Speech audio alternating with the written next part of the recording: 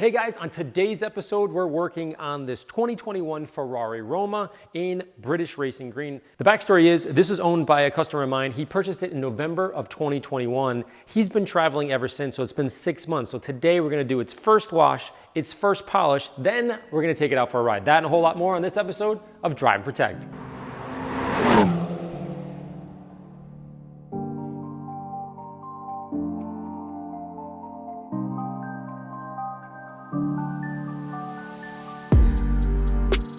Step one is to power wash the paint so I can see what I'm working with, but I've read a few comments suggesting that I should foam it first and then power wash it. That totally makes sense, but for a car that I already know needs to be polished, using foam first is not as beneficial as, say, I don't know, a maintenance wash, that kind of thing. So that can be a great approach for a maintenance wash that's really dirty for sure.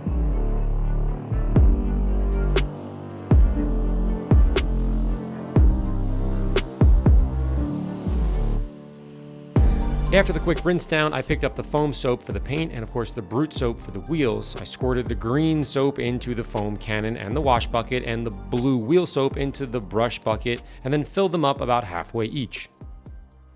When working on carbon ceramic brakes, I try to avoid any strong wheel cleaners, just sort of in general, but especially on rims that haven't been used a lot like this one here. I also like using blue microfiber towels on the wheels instead of the traditional wash mitt. It helps me reach in tighter areas behind the rims, that sort of thing. This concept was taught to me by, of course, Derek Bemis during the Ford GT detail just outside of Barry Maguire's house a few years ago. Of course, it was Barry's car. Now, I'd never used this microfiber on the wheel sort of technique before, so I saw him do it. I thought it was awesome, so big shout out to the best looking hair in the biz, Derek Bemis. Next, I foamed the paint and gave it a healthy wash.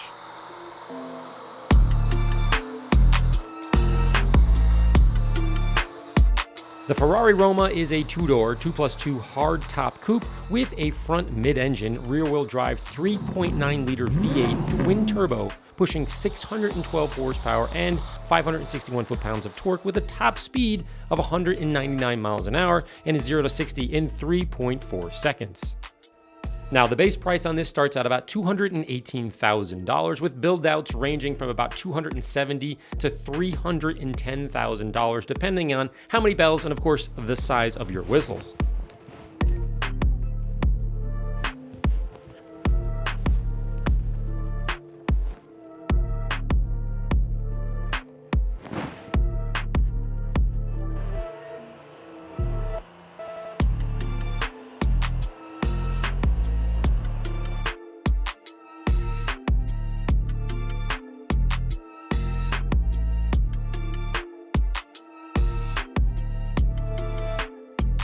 Okay, now the paint is clean and dry, we get a really good look and you can see that there is pigtails, little marks, swirls everywhere. Now, a lot of people say, how can Ferrari deliver a car like that? It's $200,000, that sort of thing.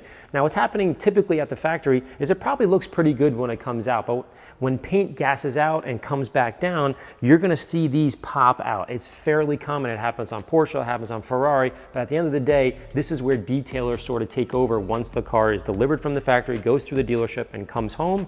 We come in and repair these little things, hence the name detailing. And you can see there's a little bit of compound in here. There's sanding marks everywhere. There's little marks over there. There's swirls. So at this point, we actually do have a whole lot of work to do. But when I'm done, I think the paint's going to look as good as the car sounds.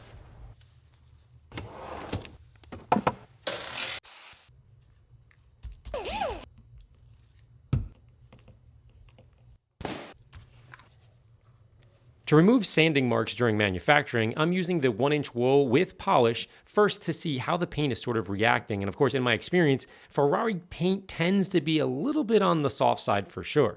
This makes scratches somewhat easy to remove, but at the same time, you're removing layers of clear coat, but at the same time, it's also easier to scratch the paint by accident. So watching your edge control here as a detailer is a must to avoid burning through expensive and a paint to sample color from what I understand.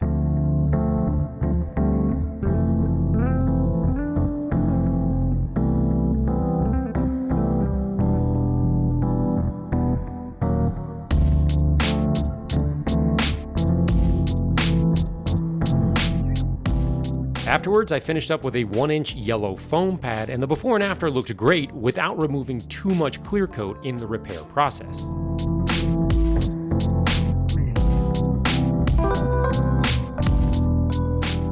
I repeated the same steps on about 12 to 15 other localized sanding spots with the same 1-inch technique before polishing the rest of the basic swirls out with a bigger diameter pad.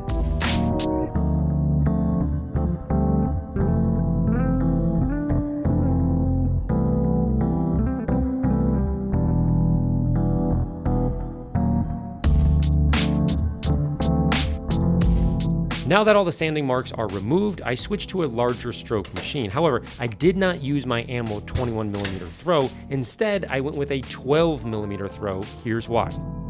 When your paint is on the softer side, like the Ferrari, cutting the clear coat, or what we call leveling the clear coat, is obviously super easy to do. It's like cutting warm butter. Now, if you increase the size of the throw in the process, meaning from the 12 to the 21mm, you also increase the cutting effectiveness, which can increase your chances of scouring the paint, making your final polishing potentially more challenging. My point is this: on super soft paints, it can be helpful to decrease the throw of your machine and minimize the amount of polish used during the process. So keep that in mind if you're struggling on your final polishing steps with a larger throw machine.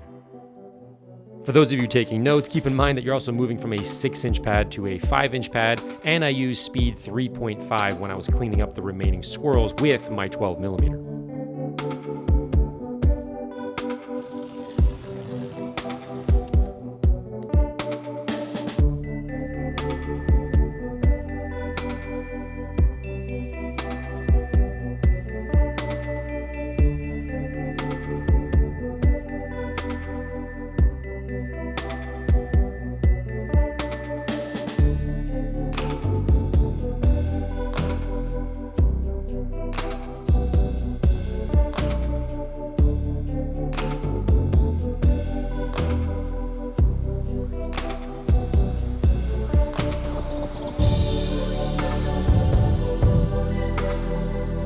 Okay, with the incredibly soft exterior paint now polished, the next thing I want to do is put a coating on it. But before we do that, I'm going to focus on the interior. Why? Because it's super simple. There's a couple of plastic bags and some little things that I need to rip off here, and the goal is to just kind of remove any of the glue. I'm going to vacuum up here from the delivery guy, but the goal is the same sort of concept as the 964. You want to leave the smell in here.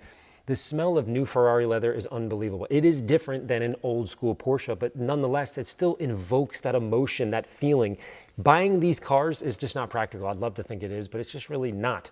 Buy a Honda Civic, it'll last forever, it's super safe, etc. These cars are tied to emotion, and the emotion that you get is not only with the speed and the power and the feel and the sexiness, it's also the smell. So don't take that away. Don't go into the detailing philosophy of, hey, we need to wipe everything down. Why? Because even as good as my products or any other products smell, I want to smell the leather in here. So I'm going to gently take these off, make sure it looks as perfect as it should, clean up any little thing here, and then I'm going to close the door and just keep that new car smelling, and then I'll focus on the coating. The next day, after a light interior wipe down to remove the dust and that sort of thing, we installed a front end clear bra on this incredibly long nose. Then I coated the wheels in Gelée Pro. Again, because of the carbon ceramic brakes, the dust will be kept to a minimum, so cleaning these in the future is going to be super easy.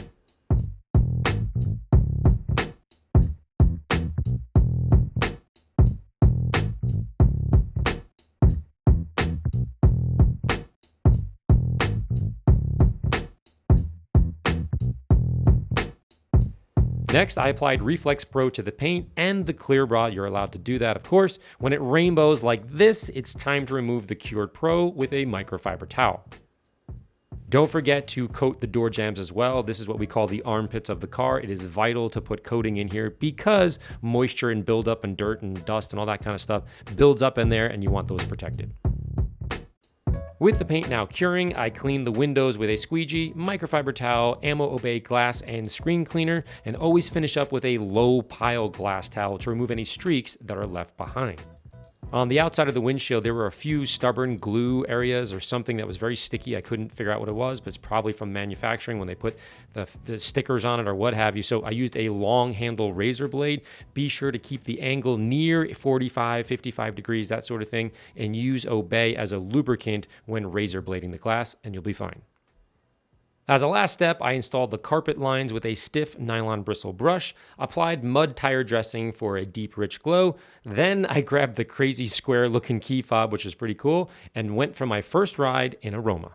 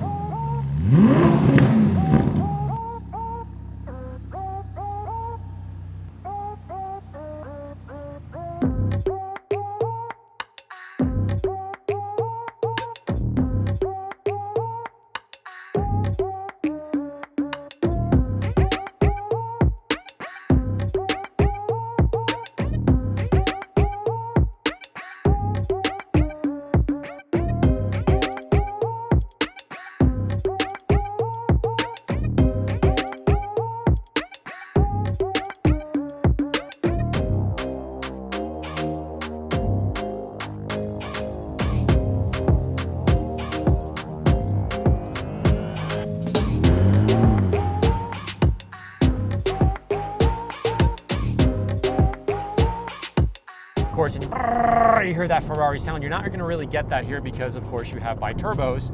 However, what you are going to get is astronomical speed. Here we go, down to third. Oh my gosh. And the other thing is, holy geez, we got to slow down. That is so much. You go so fast, so quick in this car. It doesn't give you that GT feel. It feels like a sports car, even though I got two seats behind me. Kind of a weird feeling. The other thing I love about Ferraris is, if you go from PDK to this system here, obviously 8-speed, etc., when I hit the paddles, it kicks you in the back. I once drove a older Scuderia, 430 Scud. I never forget that as I was, we're gonna slow down here. Yeah, thank you. As we were driving in that car, I remember thank you. Driving and hitting the paddles, and it would kick me in the back. I never forgot that feeling. That same feeling happens in this car, even though it's GT. I could do without the start-stop though. I don't know how to change that. The car is awesome. It looks great. It sounds great, and it also does this in third gear.